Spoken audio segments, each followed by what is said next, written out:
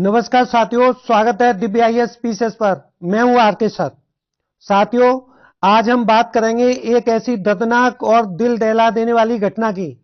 26 दिसंबर 2025 को सीरिया के होम्स शहर में अली इब्न अबी तालिब मस्जिद पर बम धमाका हुआ। 8 लोग मारे गए, लगभग 18 से 21 घायल बताए गए। इसमें कई बच्चे, बुजुर्ग और नमाजी शामिल हुए थे। इसको लेकर संयुक्त राष्ट्र के महासचिव एंटोनियो गुटेरेस ने कड़े शब्दों में निंदा की और यह निंदा की जानी भी चाहिए। और उनके प्रवक्ता द्वारा जारी बयान में कहा गया कि यह एक आतंकी हमला है और मस्जिद और उपासना स्थलों पर हमला अस्वीकार्य है और दोषियों को न्याय के दायरे में लाया जाना चाहिए। उन्होंने मृतकों के परिवारों के प्रति संवेदना व्यक्त की और घायलों के शीघ्र स्वस्थ होने की कामना भी की और यह भी कहा कि नागरिकों पर हमले बर्दाश्त नहीं किए जाएंगे। यूएन चीफ ने साफ कहा, आतंकवाद किसी भी रूप में स्वीकार्य नहीं है और उन्होंने यह भी जोड़ा कि धार्मिक स्थानों को निशाना बनाना अंतरराष्ट्रीय मानवता सिद्धांतों का उल्लंघन है। और ये दिव्य आईएएस पीसीएस चैनल भी इस बात को कहता है कि धार्मिक स्थानों को निशाना बनाना अंतरराष्ट्रीय मानवाधिकार सिद्धांतों का उल्लंघन है। मैं भी यूएन से सहमत हूं, परंतु यहां पर एक प्रश्न ये मन में उठता है कि यहां पर यूएन सेक्रेटरी का बयान कुछ कंजूसी भरा लग रहा है, क्योंकि यहां मानवता के दो पैमाने बिल्कुल स्पष्ट दिखाई देते हैं। साथियों, क्या हिंदू मंदिर और हिंदू लोगों के लिए क्या अलग अलग पैमाने बनाए गए हैं?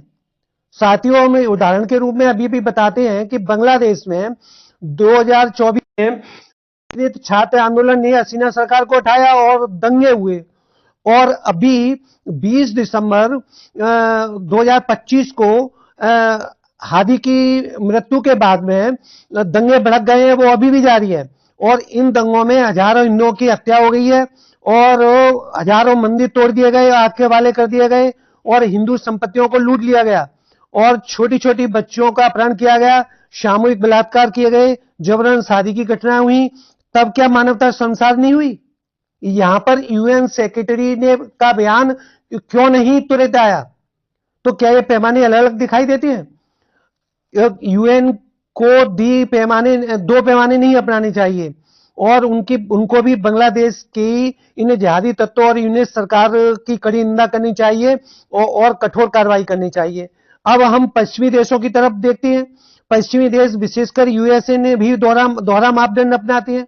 यूएसए ने अभी की घटना है दिसंबर 2025 की, सीरिया में मात्र 3 यूएसए के नागरिक मारे गए। तो सीरिया में आईएसआईएस ठिकानों पर सर्जिकल स्ट्राइक की। दूसरी सर्जिकल स्ट्राइक की घटना यूएसए की है।